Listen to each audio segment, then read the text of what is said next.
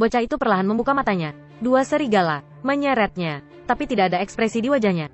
Karena rasa sakit yang parah sudah membuatnya mati rasa. Melihat tubuhnya dimakan serigala, dia hanya bisa menerima hidupnya tanpa daya. Para serigala makan enak. Raja Harimau Samba tiba-tiba datang perlahan.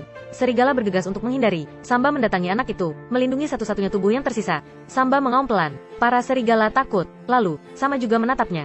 Seperti anjing. Hanya Raja Serigala yang tidak mau kalah. Memimpin dan menyerangnya. Sanjun menggigit lehernya. Berkali-kali membantingnya. Lalu, melemparnya. Melihat kemarahan Samba, serigala lain melarikan diri dalam sekejap. Tapi bocah itu benar-benar tidak bernapas. Samba perlahan berbaring di sampingnya.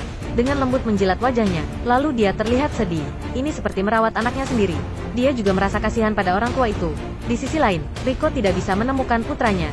Dia tidak sengaja jatuh. Perasaan yang akrab dan aneh muncul. Saat dia perlahan berbalik, dia melihat Sambar mengantar mayat anak itu. Setelah bertahun-tahun, mereka bertemu lagi. Mereka saling menatap untuk waktu yang lama. Mereka adalah raja di hutan gunung ini, tapi tidak pernah bisa lepas dari nasib membunuh. Pada akhirnya, mereka jadi sendirian. Sementara itu, pertempuran Samba melawan para prajurit menarik perhatian Erik. Dia langsung mengirim seluruh batalion penembak. Dia berniat untuk memusnahkan wilayah Samba. Memaksanya muncul, pohon-pohon di hutan dihancurkan sesuka hati. Berbagai macam binatang juga disembelih sesuka hati. Samba di gua sangat marah. Dia melihat mayat anak harimau itu. Kemudian dia perlahan keluar dari gua. Bagian depan menghadapi bahaya yang tidak diketahui. Samba tahu jelas kalau dia akan mati. Tapi melihat rumahnya hancur, dia terpancing. Meskipun kembali dengan sekarat, dia tetap harus bertarung. Medan perang penuh dengan asap. Samba sangat kuat. Sebelum menunggu tentara Jepang bereaksi, dia langsung membunuh mereka satu persatu. Samba tiba-tiba datang menekam, memutuskan untuk menghabisi mereka. Bahkan tentara Jepang yang kuat tidak bisa menghentikan kemarahan Samba. Pisau tidak mempan padanya. Dia ditembaki terus.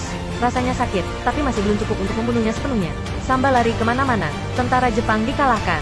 Pada saat ini, komandan segera menyesuaikan taktik untuk fokus semua daya tembak. Mereka menembak Samba. Hal ini membuat Samba marah. Dia tidak mundur. Sebaliknya, di tengah hujan peluru, dia bergegas maju. Terkaman terakhir, menerobos garis pertahanan terakhir tentara Jepang dalam sekejap. Tapi Samba tidak memperhatikan. Tidak jauh, Mario telah menunggu lama. Dia mencari waktu yang tepat untuk menembak kepala Samba. Tim penangkap harimau bergegas, memahan leher Samba dengan tali.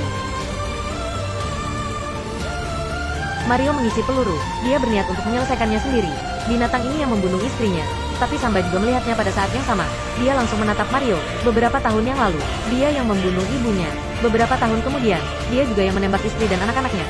Samba langsung mengamuk. Dia langsung mencakar Mario, berbalik dan menerkamnya. Dengan auman harimau yang memekakkan telinga, para pemburu tercengang. Mereka tidak berani bergerak lagi. Mario berjuang untuk memegang senapan. Tapi lengannya dipatahkan Samba. Kemudian mulai menggigitnya dengan liar. Akhirnya, langsung membunuhnya dan melemparnya.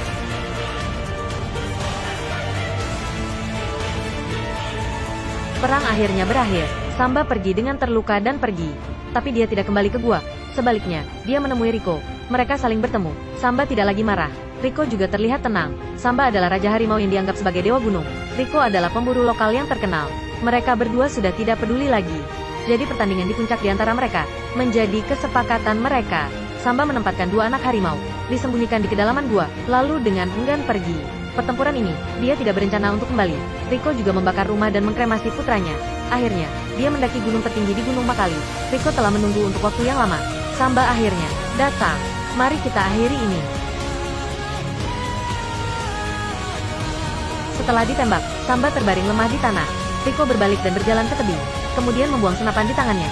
Dia mengeluarkan belati. Bersiaplah untuk menyambut rekaman. Nasib mereka sudah ditakdirkan. Mari kita akhiri ini.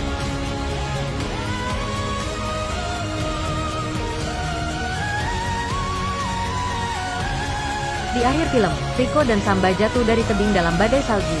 Setelah ini, tidak ada orang yang mendengar berita tentang mereka.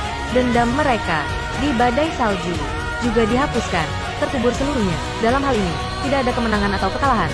Mereka bertarung untuk martabat. Mereka adalah raja yang layak dihormati semua orang.